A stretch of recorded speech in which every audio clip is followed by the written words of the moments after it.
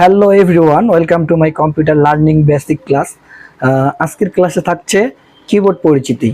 আমরা এরকম কিবোর্ড অনেকে দেখেছি, কিন্তু এই কিবোর্ড কিভাবে কাজ করে, এই কিবোর্ডের কি অপশনে কি কাজ আছে সেটা কিন্তু আমরা জানি না। তো আজকে আমি আপনাদেরকে ডিটেলস শেখাবো যে কিভাবে কোন কি দিয়ে কি কাজ করানো হয়।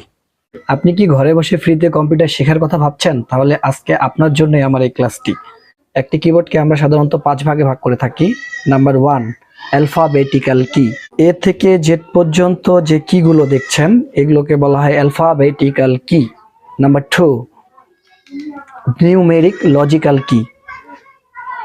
1 থেকে 9 পর্যন্ত সংখ্যা বিশিষ্ট যে কিগুলো দেখছেন এগুলোকে বলা হয় নিউমেরিক। এবং গাণিতিক চিহ্ন বিশিষ্ট প্লাস, প্লাস, মাইনাস, গুণ, ভাগ যে কিগুলো দেখছেন এগুলোকে বলা হয় লজিক্যাল কি। নাম্বার 3, ফাংশনাল কি। এই যে কিবোর্ডের উপরে দেখছেন F1 থেকে F12 পর্যন্ত যে কিগুলো দেখছেন এগুলোকে বলা হয় ফাংশনাল কি। নাম্বার 4, স্পেশাল কি। একটি কিবোর্ডের মধ্যে কিছু স্পেশাল কি আছে, এই স্পেশাল কি এর স্পেশাল কিছু কাজও আছে, সেই কাজগুলো পরে দেখানো হবে। Special key, control, shift, caps lock, tab, escape. ডান পাশে উইন্ডোজ, এইদিকেও কন্ট্রোল আছে, শিফট আছে, এন্টার আছে, ব্যাক স্পেস আছে, print screen, scroll lock, pause break, insert, delete, home, end, page up, page down, এইসবকে বলা হয় স্পেশাল কি। নাম্বার 5, অ্যারো মুভমেন্ট কি। এই যে আপ, ডাউন, লেফট, রাইট যে কিগুলোকে দেখছেন এগুলোকে বলা হয় অ্যারো মুভমেন্ট কি।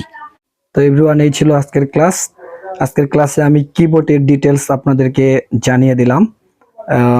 এরপরে আমরা কিবোর্ডে কিভাবে লিখবো সেটা শিখবো। এরপরে নেক্সট যে ক্লাসটা আসছে সেই ক্লাসে থাকবে লেখালেখির কাজ।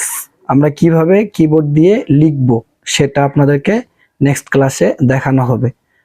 তো আপনারা সবাই ভালো থাকবেন, সুস্থ থাকবেন এবং আমার ভিডিওগুলো লাইক, কমেন্ট, শেয়ার করে দিবেন। আসসালামু আলাইকুম ওয়া রাহমাতুল্লাহি ওয়া বারাকাতুহু।